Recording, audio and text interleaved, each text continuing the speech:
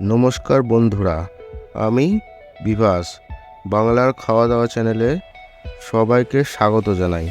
আশা করছি আপনারা সকলে ভালো আছেন। আজকে আমি আপনাদের সঙ্গে পেঁয়াজ, সুজি আর বেসন দিয়ে সম্পূর্ণ নতুন ধরনের খুব সুন্দর স্বাদের একটা পাকোড়া তৈরি করে দেখাবো। তাই বন্ধুরা, আমার রিকোয়েস্ট, আপনারা ভিডিওটি পুরোটা দেখুন, আপনাদের খুব ভালো লাগবে। আমি 4টে পেঁয়াজ, একটু মাঝারি সাইজের পেঁয়াজ এরকম লম্বা লম্বা করে কেটে নিচ্ছি, দেখে নিন। এরপরে আমি কাঁচা লঙ্কা কুচিয়ে নিচ্ছি। আমি 4টে কাঁচা লঙ্কা কুচিয়ে নিয়েছি। আপনারা যেরকম ঝাল খাবেন সেইভাবে যতগুলো লাগবে আপনারা সেইভাবে কুচিয়ে নেবেন। পেঁয়াজটা আমি একটা পাত্রের মধ্যে নিয়ে নিয়েছি। এরপর আমি এর মধ্যে স্বাদ মতো নুন দিলাম, হলুদ আধা চা চামচ মতো দিলাম, লঙ্কার গুঁড়ো অর্ধেক চা চামচ দিলাম, জিরের গুঁড়ো অর্ধেক চা চামচ দিলাম এবং কাঁচা লঙ্কাগুলো আমি দিয়ে দিলাম। এরপর আমি এগুলোকে সব একসাথে মেখে 1 ঘন্টা ঢাকা দিয়ে রেখে দেব। এর ফলে এই মিশ্রণটি পেঁয়াজের সাথে মিশে গিয়ে হালকা জল ছাড়বে। এতে পাকোড়ার টেস্টটা অনেক সুন্দর হয় এবং আমি যেই পাকোড়াটা আপনাদের দেখাচ্ছি সেই পাকোড়াটা খুব মুচমুচে হয়, খুব সুন্দর টেস্ট হয়।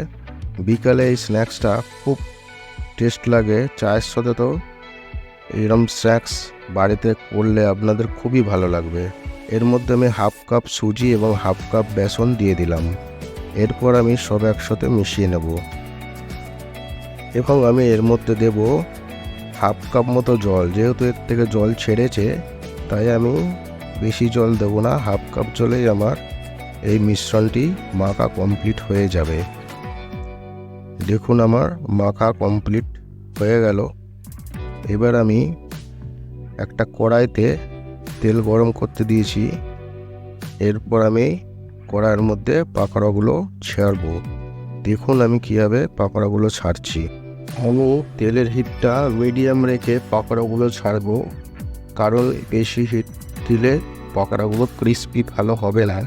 তাই আমি মিডিয়াম হিটে পাকোড়াগুলো 5 থেকে 6 মিনিট ফ্রাই করব এবং পাকোড়াগুলো আপনারা মিডিয়াম হিট দিলে সুন্দরভাবে ভেজে তুলে নেবেন। বন্ধুরা, বিকেলে স্ন্যাক্স হিসাবে এই পাকোড়াটা খুব সুন্দর হয়। চায়ের সাথে বা মুড়ির সাথে বাচ্চা বড় সকলেরই এই পাকোড়া খুব সুন্দর লাগবে, ভালো লাগবে। আশা করছি রেসিপিটি আপনাদের ভালো লেগেছে। যদি ভালো লেগে থাকে তাহলে আপনাদের কাছে রিকোয়েস্ট, আপনারা অবশ্যই আমার চ্যানেলটি সাবস্ক্রাইব করে দেবেন এবং আমি পরে কোনো ভিডিও ছাড়লে যাতে আপনাদের কাছে পৌঁছে যায় তার জন্য নোটিফিকেশনটা অন করে দেবেন। বন্ধুরা, এইভাবে পেঁয়াজি বানালে আর দোকানের পেঁয়াজি তো অত ভালো লাগবে না, কারণ দোকানের থেকেও ওই পেঁয়াজিটা অনেক ভালো লাগে এবং খুব ক্রিস্পি হয়। এই কারণে এইভাবে আপনারা একবার অন্তত বাড়িতে বানিয়ে দেখুন পেঁয়াজিটা কত সুন্দর হয় এবং টেস্ট কত ভালো হয়, কত ক্রিস্পি হয়। একবার বানালে আপনারা অবশ্যই বুঝতে পারবেন।